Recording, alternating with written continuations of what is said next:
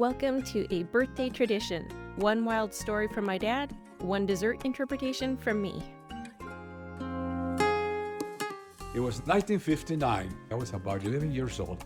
And I was on vacation for about 2 or 3 weeks from the boarding school. I was actually living in that school. At Tegucigalpa, Honduras. I had taken a trip by truck from Tegucigalpa to halfway, and then I had to wait for about 4 hours or so until I could catch a truck on a schedule and just hitch my way all the way home to La Esperanza in Tibuca. So I was visiting my parents there and spending some vacation. When the vacation came to an end, my mother was very concerned about me having to travel back on a truck.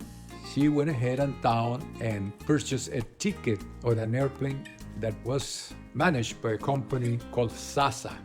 And that was a Honduran company. And they had an airplane that made a circle flight between Tegucigalpa and Tibuca. And what they did at that time is that they pick up cargo, and the cargo included livestock, people, and whatever. There were only, that I can remember, 2 seats in the airplane.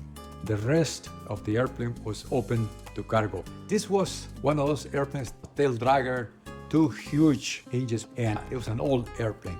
Anyway, the makeshift agency was in La Esperanza, and from there they had a jeep that would take whoever was flying to the strip where the airplane actually landed. The owner of the agency asked me to get in the jeep with him because the airplane was going to come in. And I said, how do you know how to come in? You watch, you listen. Very soon there is this airplane coming around and makes a couple of rounds on town. That was the signal that he was coming to land on the dirt strip. So we drive over there fast as we can, and we had to remove the cows from the strip. So he landed on clouds of dust. We pulled to the side, and all of a sudden there was the airplane. The pilot came out, and when I saw him, now on these days where I have seen movies with Indiana Jones, not then, but now, he was a tall man, part American, brown cap, brown khakis, boots to almost his knees, roll up a sleeve, a big half cigar smashing in between his teeth, and he looked at me and he said, well, get in. There was no door between the back of the airplane and the cockpit. There was some makeshift curtain that flapped back and forth. And then he loaded livestock, a bunch of bags of corn, all kinds of other grains, and maybe about 4 or 6 people. Now, you have to know that in this particular part of the country, the people are mostly descendants of Indians.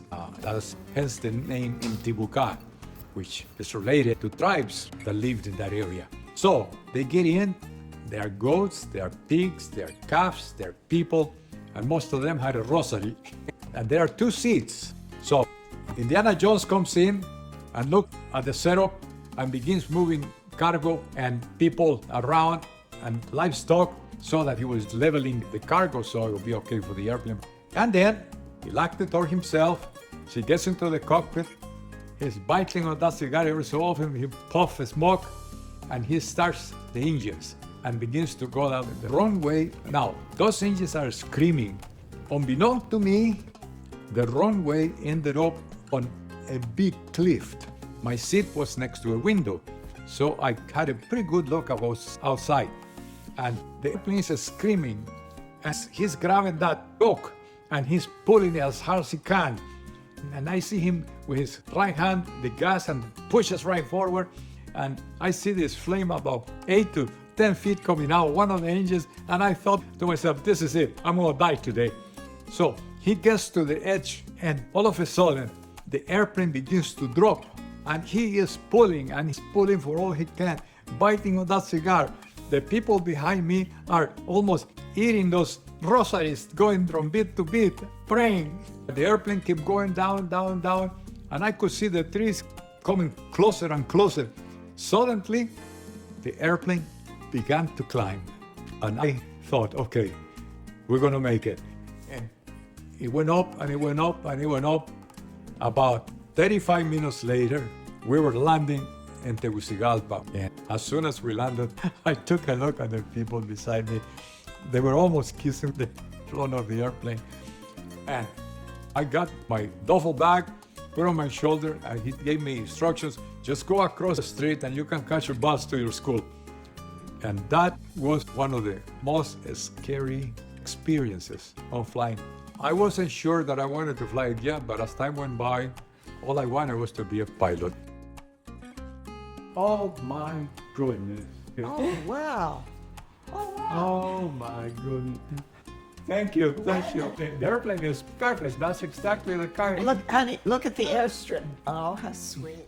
It's beautiful, Titi. My goodness.